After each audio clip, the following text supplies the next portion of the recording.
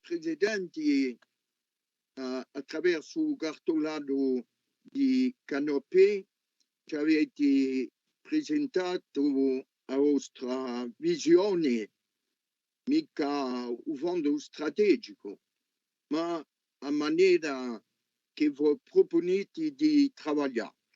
Di sicuro se mi dà consento, ma voglio dire quantunque per scontrare gente tutti i giorni, giovani e meno giovani, che il popolo aspetta di noi assai.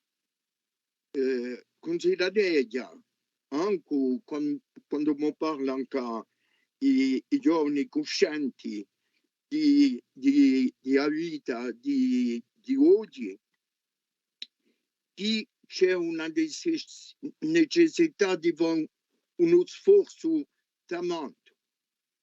Ci avete annunciato i mezzi rinforzati, ci avete annunciato un lavoro scompartuto da tutti, e sicuro che la lingua è un luogo, un soggetto che è piato in conto da tutti.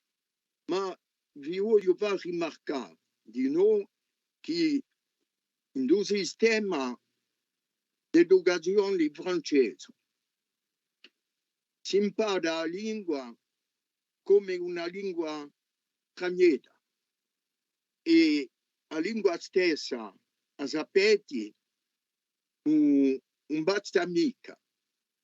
O leggo in carattere, o leggo in cui l'identità, o leggo in che pratiche sociali, o leggo in che la nostra storia è necessaria.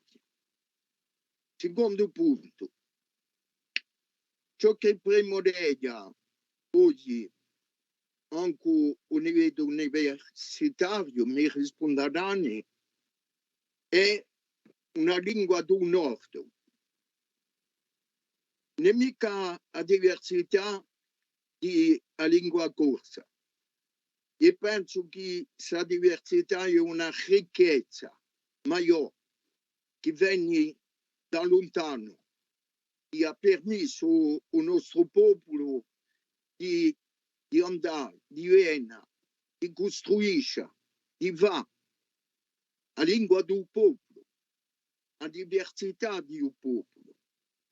E ci sono elementi da noi, la giovata di tanti anni, e ho lavorato un po' con altri. Nanto o soggetto, e ciò che mi primordiale assai a sapere è la toponimia. I nomi dei luoghi, non è mica solamente di rammentarsi, non è mica sta fare qui, non è mica un riacquisto giusto, formalizzato, non so dice mica di sta fare qui. L'uomo che sia in Corsica, che sia in altro, il a besoin de repères territoriaux. Ces repères territoriaux sont donnés par la toponymie. Aujourd'hui, un certain nombre de repères, je ne les capisce plus, nous, on ne va pas revenir sur ce dont on a parlé depuis 20 ans, et notamment la nécessité de travailler avec l'hygiène pour avoir véritablement une cartographie, mais pas uniquement. Il s'agit de réappropriation. Le riacquisto, président, n'est pas terminé.